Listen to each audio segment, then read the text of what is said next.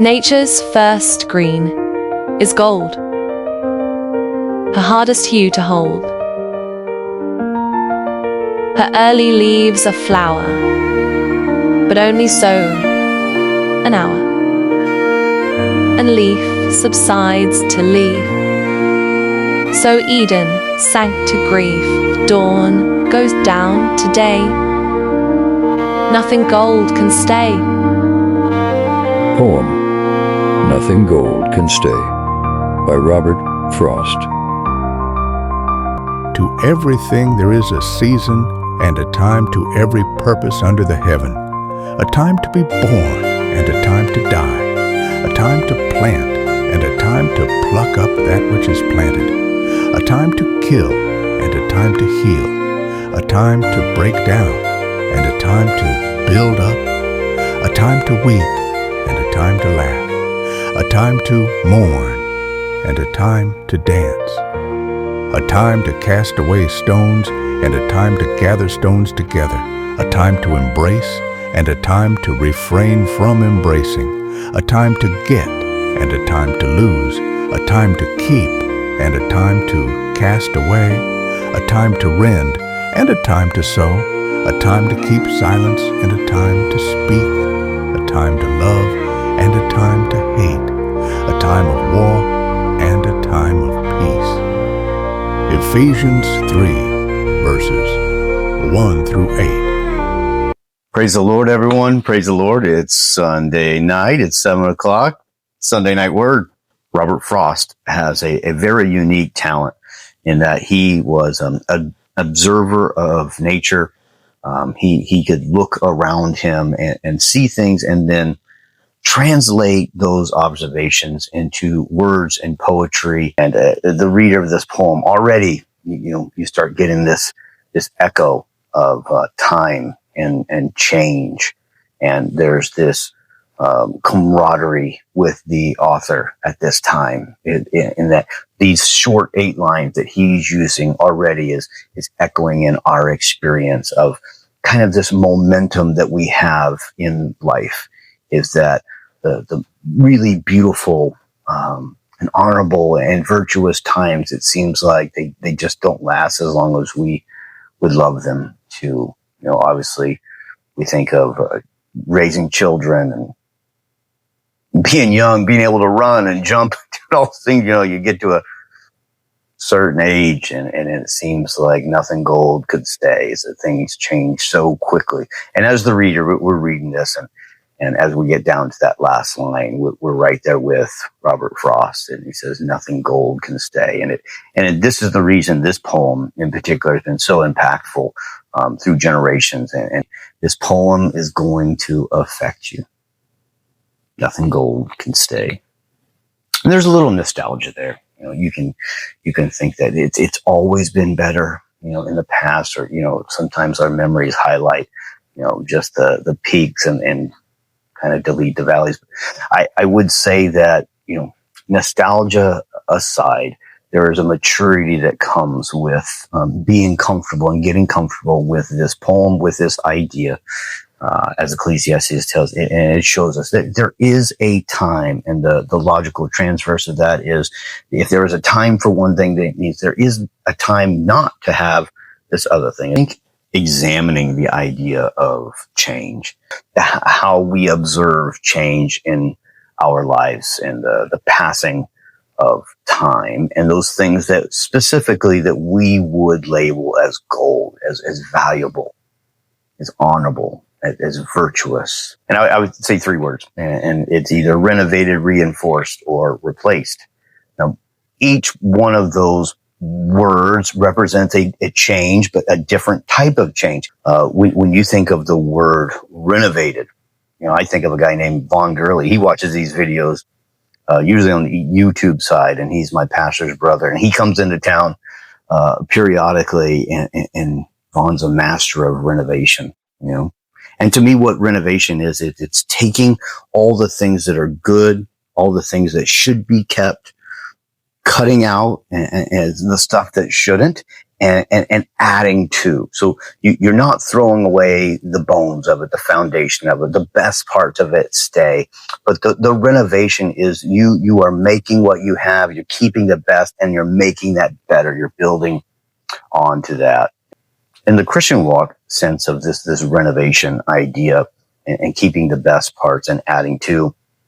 Last week we talked about a childlike faith, and it says a man cannot enter into the kingdom without seeing, as a child. And to me, that means that the enter in part there is important, meaning that these are the first steps into the kingdom, this childlike faith.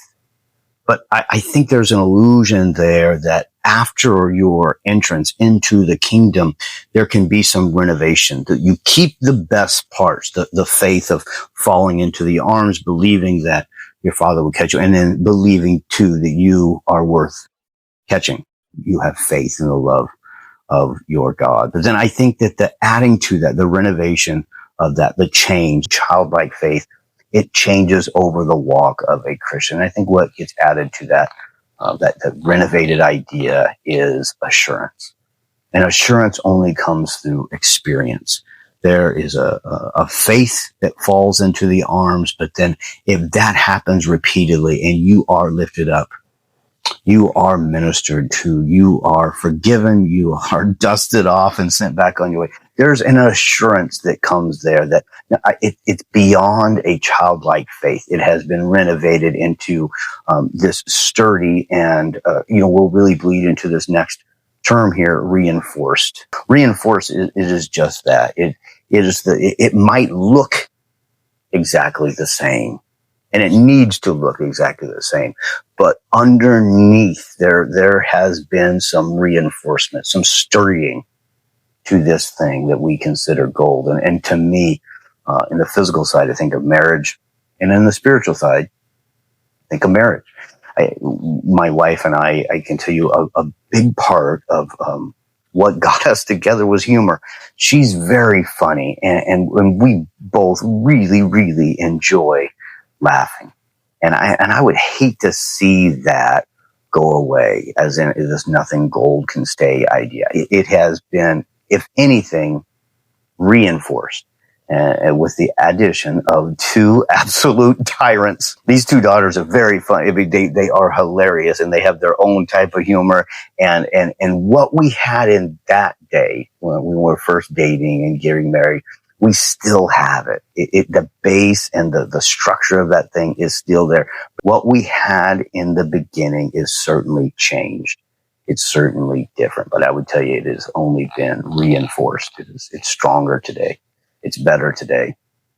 And as much as you miss the early days, it's just as important spiritually to look at what you have today, and then to structure the base of that thing is still there. I would say spiritually, I have a different relationship made of the same substance. Is it my initial love and fervor for God and the excitement in worship? I would hate to see that go away, as much as I would hate to see humor go away in my marriage at home. That fervency and almost reckless abandon at times of my early 20s of falling in love with God and lifting my hands and my voice and being in the altar and counting down the hours before church. I would hate to see that gold dwindle away, but rather it has been reinforced sometimes with a slower current, quieter voice, a more introspective thought, reinforced. And then we get to this last word, replaced. Now, as Ecclesiastes, there is a time, and then there is a time to replace, but then there is a time to hold on tight. When I think of the word replace, I think of Judas.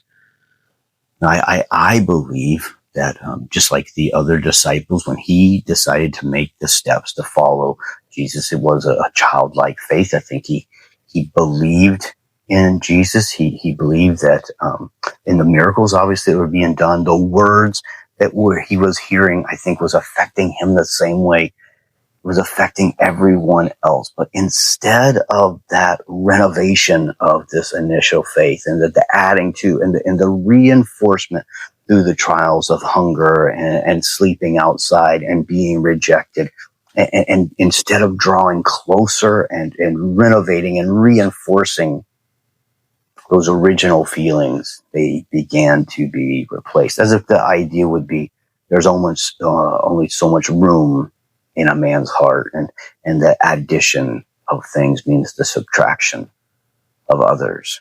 And this is what I see with Judas, is that there was this slow kind of osmosis of being distracted and starting chasing the wrong things. And slowly, as it became his master, the one that he followed was being replaced. Until eventually, the end of Judas, he found himself very alone. If you're watching this video, that our nation has had a very tumultuous week. We've had a very trying week. And what I think part of our problem is that we have, instead of renovating, parts of our country that need to be renovated, it needed to be renovated. If I am not of the type of person that believe, 50, 100, 200 years ago was this, Eden, that America was this great thing. I don't believe that. I think there was a foundation there of beauty, and I think there's principles that this country was built upon. And then I think there are some real ugly things in our nation's past that needed to be renovated. Like I was speaking about, they needed to be cut out, the things that didn't need to stay. They need to be amputated. But those original and beautiful things, they need to be kept and added to and reinforced. And unfortunately, I think what we've seen and are experiencing is those beautiful things have been thrown out with the less desirable aspects of our country, and they are being replaced with the wrong things. Words such as brother, sister, and neighbor have been replaced with enemy and opposition and political party. This is a poor substitute to what should have been held tighter and should today be held tighter. The church is not immune to change. The church is certainly not immune to everything that Robert Frost and you and I observe in our daily life. The time moves on and things pass away and new things crop up. And it is really on us, the things that we hold the tightest and the things that we let go away. And this we will be judged on. What did we say? Remove not the landmarks. What are these ideas that we should have clung to tighter? But instead, like said Judas, that we have been distracted sometimes even with a feeling of being right, a feeling of being victorious, a feeling of victory over an opposition. And I think it's made us numb to the alert that should be going off, and that some very valuable things are going to the wayside, like forgiveness, like understanding, like walking a mile in someone else's shoes, like discourse, like a unerring search for the truth. And that we do that together, and we do that hand in hand. We do that sometimes in disagreement. We discover this world that we see not just through our own eyes and voices, but from those people. It should always be under the label of brother and sister, and never enemy and opposition. This is my challenge to you this week, is look at the landscape in the rear view mirror. Are there things that need to be renovated? Are the things that have a core beauty and virtue in them that have kind of gotten some calcification on them that could be polished off and re-looked at for the value that they should have? Are there things that should be reinforced? The truths of our lives that have proven time and time again that He will be there. Do they need to be reinforced? And maybe we look through the dustbin and say, have I let some things be replaced that I shouldn't have? And what have I put in their place? Love you. Pray for our country. pray for our churches, pray for one another. Bring it on Monday. I love you.